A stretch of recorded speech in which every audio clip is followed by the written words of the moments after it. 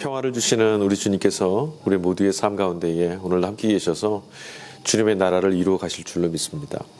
2022년이 새롭게 열렸죠. 한 주간 주와 더불어 동행하시면서 복되고 아름다운 시간을 길어 올리고 계시는 줄로 믿습니다. 지난주 함께 나누었던 2022년 첫 주 성탄 후 두 번째 주 나누었던 설교 그리고 성설과 본문 말씀에 대한 피드백을 함께 나누겠습니다.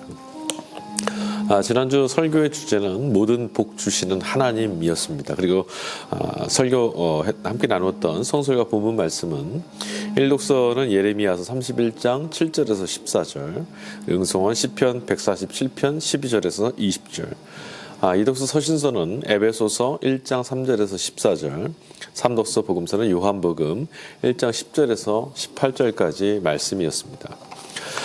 지난주 말씀 특별히 각 본문에서 제가 묵상 질문을 넣어드렸는데요.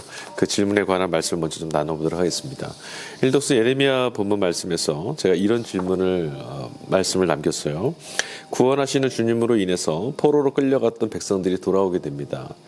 어떤 것들이 새로운 한 해를 여는 우리를 붙잡고 놓아주지 않고 있었을까요? 우리를 포로처럼 사로잡고 있는 것들이 있는지 돌아봅시다. 새해를 맞을 때마다 여러분 우리는 새로운 기대감에 사로잡힙니다. 그 말은 지난 한 해 동안 하고 싶어도 마음과 뜻은 있지만 그리하지 못했던 것들이 있다라는 것을 또 의미하겠죠. 아마도 오늘 그 예레미야서 말씀에서 포로로 끌려갔던 이들 또는 곳곳에 포로로 내몰렸던 이들을 하나님이 찾아서 데리고 돌아오신다는 그 말씀을 통해서 우리에게 주시는 가장 강력한 그 어떤 이미지는 하나님께서 우리를 이끌고 오신다. 그러니까 우리 힘으로 돌아설 수 없고 또 다시금 찾아올 돌아올 수 없는 그런 절망의 자리에서 하나님이 이끌어 오신다라는 그 말씀을 기억해낼 수 있게 됩니다. 특별히 우리가 지난 시간 속에서 지난 한 해의 시간 특별히 과거의 어떤 걸음들 돌아봤을 때 우리 힘으로 걷지 못했던 것, 나오지 못했던 포로의 자리는 어디였을까요? 대부분이 아마도 기억이나 습관 또 걸어왔던 늘 반복되어지는 삶의 패턴들 아마 이런 것들이었을 겁니다. 신앙의 면에서는 어떻습니까? 신앙적인 면에서는 특별히 믿음으로 반응하지 못하고 하나님 자녀답게 하나님 나라 백성답게 살지 못했던 그런 시간들이 아닐까 싶습니다. 분명 주님을 믿고 있고 또 주님을 따르고 살고 있다고 하지만 하나님의 백성처럼 살지 못했던 그러니까 인력처럼 끌어당기는 죄의 힘 세상의 유혹 속에서 자꾸만 흔들렸던 우리들의 걸음들 그렇습니다. 실패함에 익숙해지고 염려와 근심에 사로잡히고 믿음을 활용하지 못하고 쓰지 못했던 그래서 염려와 근심에 사로잡힐 수밖에 없었던 그 지난 시간들 그것이 우리들에게 하나님께서 이끌어 주시지 않으면 우리를 끌고 가주시지 않고 해방시켜 주시지 않으면 벗어날 수 없던 그런 포로였던 삶이 아니었을까 싶습니다. 늘 할 수 없었고 되지 못했던 우리들의 걸음 하나님이 이끌어 가신다. 하나님이 인도하신다. 그리고 하나님께서 우리를 이끌고 하나님께서 우리의 삶 가운데 찾아오신다. 이것이 일독서 본문 속에서 우리가 함께 발견했던 가장 복된 말씀이었습니다. 자, 그 다음 서신서 말씀은요. 에베소서 1장 3절에 14절까지 꽤 긴 부분이었어요. 에베소 말씀 속에는 제가 이런 질문을 드렸습니다. 바울은 에베소 교우들에게 당당하게 복에 관한 말씀을 전해주고 있습니다. 지금 나는 어떤 복을 누리고 있는지 또 어떤 복을 바라고 있는지 한번 생각해 봅시다. 이런 말씀을 드렸어요. 바울은요, 에베소 말씀 속에서, 그러니까 에베소 교우들에게 써보낸 편지 속에서 하늘의 신령한 복에 관한 이야기를 나누고 있습니다. 하나님께서 예수 그리스도를 통해서 우리에게 하나님 아버지께서 우리를 택하시고 사랑하셔서 예수 그리스도를 통한 하나님의 자녀로 삼아주신 그 하늘의 신령한 복을 주셨다. 이게 바울의 메시지의 핵심이었어요. 그래서 예수 그리스도로 날마다 옷 입자 이런 말을 하고 있어요. 여러분 하나님께서 우리에게 주신 신령한 복 그것이 그럼 도대체 뭘까요? 신령한 복이라는 것은 지금 우리가 일상에서 삶에서 바라거나 또 경험하거나 하는 그런 복들과는 전혀 다른 복이라는 거예요. 우리로서는 할 수 없고 가늠할 수 없는 우리의 한계를 뛰어넘게 만드시는 초월하시고 구원하고 해방하는 하나님의 은총 그것이 신령한 복 아니겠습니까? 하나님만이 하실 수 있는 것. 그래서 이 하나님만이 하실 수 있는 신령한 복에 관해서 바울은 그 근원의 정체성을 뭐라고 말하냐면 하나님의 자녀로 삼아주셨다. 우리가 하나님의 자녀가 되었다. 이것이야말로 가장 신령한 복이 아니겠는가 이렇게 말합니다. 여러분 어떻습니까? 정말 우리가 성경은 우리가 예수님을 통해서 하나님의 자녀가 되었다라고 하는 선언의 말씀을 계속 전해주고 있는데 그것이 정말 우리에게 복음 그리고 복이 되고 있습니까? 그것이 정말 우리의 심장을 울리고 삶에서 짓눌렸던 그 모든 삶의 자리를 털고 일어날 수 있을 만큼 강력한 힘이 되고 능력이 되고 있는가라고 하는 질문이에요. 하나님의 자녀가 된다. 한번 생각해 보세요. 하나님과 우리 사이에 자녀가 된다 안 된다라는 것은 근원적으로요. 첫 번째 출발은 자녀와 아버지, 부모의 관계가 나에게 있지 않고 하나님께 있다라는 것에서부터 출발해야 돼요.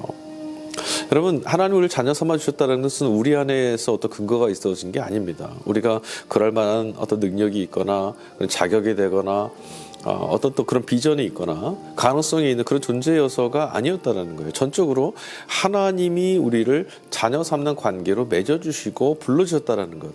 그러니까 하나님과 우리 사이의 관계는 오로지 하나님의 은총, 하나님의 초대로부터 가능하게 됐다는 거. 여기가 출발점이에요. 그래서 우리에게 복인 거예요. 내가 이루려고 한다면 그것은 복이 되지 않습니다. 내가 이루려고 하는 것들, 얻으려고 하는 것들, 내가 애쓰고 수고한 것들이라면 그건 마땅한 값을 치른 것이죠. 그래서 우리에게 기쁨이 되지 않습니다. 하물며 우리는 세상에서도 그 값을 치르면서도 몸부림치면서 얻으려고 그렇게 애를 쓰는데도 그것조차도 허락되지 않지 않습니까? 그래서 상실감과 절망 또 고통과 허무에 빠질 때도 있는데 지금 하나님께서 그런 것과 관계없이 하나님의 일방적인 초대를 통해서 이 관계로 우리를 불러주셨다는 것이죠. 이것이 바울은 가장 큰 복이다라고 말했어요. 이게 왜? 그러니까 다시 말하면 하나님이 우리를 자녀 삼아 주셨다는 것이 우리에게 어떻게 큰 복일 수 있는가?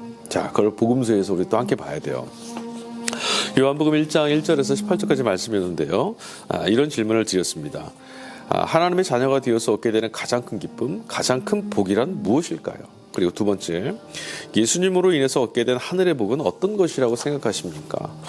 요한은 예수님께서 우리 가운데 찾아오심으로 그가 세상에 계셔서 우리에게 찾아오셔서 우리의 혈통이나 육정으로 나지 않고 오직 믿음으로 하나님의 자녀가 되는 권세를 우리에게 주셨다 이렇게 말하고 있어요. 예수님은 빛이시라고 그랬죠. 예. 요한은 예수님께서 마리아나 요셉의 품에 안겨 있는 것이 아니라 하나님 품에 안겨 계신 하나님의 아들이라고 하는 정체성을 봤어요. 하나님의 아들이라는 것은 하나님과 같은 속성을 가지신 분이란 말씀이고요.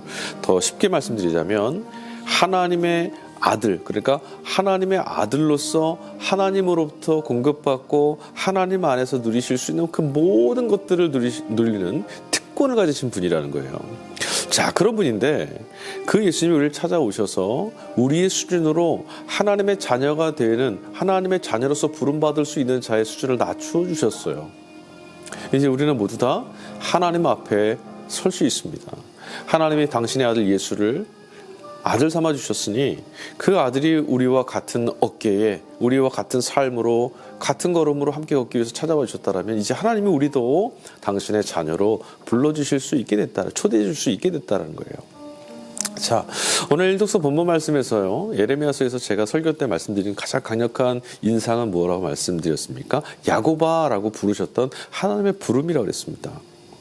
1절에서 야고바라고 부르셨던 하나님이 그 백성을 사랑하시고 함께 돌아오시고 그들을 건져내고 지켜내신다고 약속해 주셨던 그 마지막 왜 그렇게 하느냐 말씀 7절에 가보니까 내 이름을 부르는 백성들이라서 라고 말씀하세요.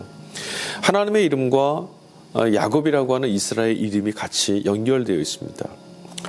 여러분, 하나님의 자녀, 야곱이 하나님의 자녀라고 하는 그 이름 속에 하나님의 자녀라고 하는, 그리고 하나님은 이 야곱이 부를 때마다 그들의 아버지, 그들의 하나님이시다라고 하는 관계가 확정됩니다. 이름이라는 것은 우리에게 단순히 그걸 지칭하는 어떤 지시대명사나 인칭대명사로서 역할이 아니라 그와 나 사이의 관계가 어떠한가를 보여주는 거예요. 여러분, 하나님과 우리 사이는 어떤 관계입니까? 여러분, 하나님은 어떻게 부르고 계세요? 그리고 뒤집어서 한번 생각해 보세요. 하나님이 오늘 여러분을 어떻게 부르고 계실까요? 예수님이 하나님의 아들로서 누리셨던 그 모든 것, 그것이야말로 우리가 누리고자 얻고자 하는 극치의 복이 아니겠어요? 그런데 그 복을 예수님께서는 우리에게 나누어 주셨어요. 기꺼이 이것을 나누시려고 우리의 수준으로 찾아와 주신 거죠. 하나님을 향한 영광, 하나님을 향한 찬양, 하나님을 향한 기쁨, 이것이 우리 일상에서 경험돼야 됩니다. 왜냐하면 이제 우리가 예수님과 더불어 하나님의 자녀가 되었으니까. 예수님은 어떻게 삶의 능력을, 그리스도로서의 삶의 능력을 향유하시고 그 능력을 행사하셨고 그리스도로서의 사역을 완성하셨느냐? 하나님과의 관계성 안에 집중하셨다는 거예요. 다시 말씀드리자면 예수님 본인이 하나님의 아들이시라는 것, 그리고 나의 아버지가 하나님이시라고 하는 그 사실에 집중하며 사셨어요. 주어지는 모든 상황도 하나님 아버지, 내 아버지께서 내게 주신, 내 아버지께서 나를 구원하시고 나를 도우실 그런 능력 안에서, 하나님과의 관계성 안에서 해석하셨어요. 내가 걸어가는 이 십자가의 길이 너무나 곤고하고 환난이고 핍박이고 고통스러웠지만 하나님께서, 나와 함께 계신 하나님께서 바라보고 계신 그 목적지를 주님이 보셨다는 거죠. 여러분, 이것은 우리에게도 굉장히 중요합니다. 예수님께서 하나님께 집중하셨던 것, 즉 하나님과 당신과의 관계에 집중하셨던 것처럼 우리도 우리의 삶에서, 우리에게 주어진 일상에 예수님과 우리 사이의 관계에 집중하며 살아야 됩니다. 우리가 예수님과의 관계에서 누구인가? 주님은 우리에게 어떤 분이시고 주님은 우리를 어떤 이로 부르고 계시는가? 하나님은 우리에게 어떤 분이신가? 그리고 하나님께 우리는 어떤 자들일까? 이 사실을 깊이 묵상하신다면 오늘 주어진 시간, 오늘 우리에게 펼쳐진 삶도요, 정말 새롭게 보일 수 있을 겁니다. 예수님이 보셨던 것처럼 가슴 뛰는 역사로 보실 수 있어요. 그리고 하나님의 도우신 손길도 경험할 수 있게 될 겁니다. 예수님은 세상에 빛으로 찾아오셨습니다. 요한은 예수님은 빛이라고 그랬어요. 여러분, 우리는 지금 갈 바를 알지 못합니다. 내일을 알지 못하고 볼 수 없어요. 그런데 예수님께서 우리 안에 오셔서 우리와 더불어 함께 계셔서 우리의 길과 진리와 생명이 되셔서 우리의 나아갈 길을 밝히고 계십니다. 우리는 빛을 따라가기만 하면 됩니다. 지난주 그 말씀, 모든 복 주시는 하나님, 하나님께서 우리를 자녀 삼아 주셨어요. 그분이 우리 아버지가 맞으시다면 우리가 원하는 것, 우리에게 필요한 것 다 아실 겁니다. 뿐만 아니라, 아실 뿐만 아니라 기꺼이 나누어 주시는 분, 기꺼이 채우시는 분이시라는 거죠. 사랑하는 여러분, 이 사실을 깊이 묵상해 보세요. 내가 하나님의 자녀라는 것, 예수 그리스도를 통해서 하나님의 자녀가 되었다는 것, 하나님이 우리의 아버지시라는 것, 그리고 나서 여러분의 인생과 펼쳐져 있는 것들, 우리를 덮어오는 문제들 모두를 망라해서 한번 살펴보십시오. 그 관계 안에서 살아가는 것이 바로 그리스도를 따라 사는 신앙의 삶, 바로 예수 그리스도의 자녀들, 예수 그리스도의 제자들이 걸어가는 믿음의 걸음입니다. 우리가 그렇게 걸어갈 때 예수님을 죽은 자 가운데 살리신 하나님께서 우리의 삶도 넉넉히 구원해 주실 줄 믿습니다. 감사합니다.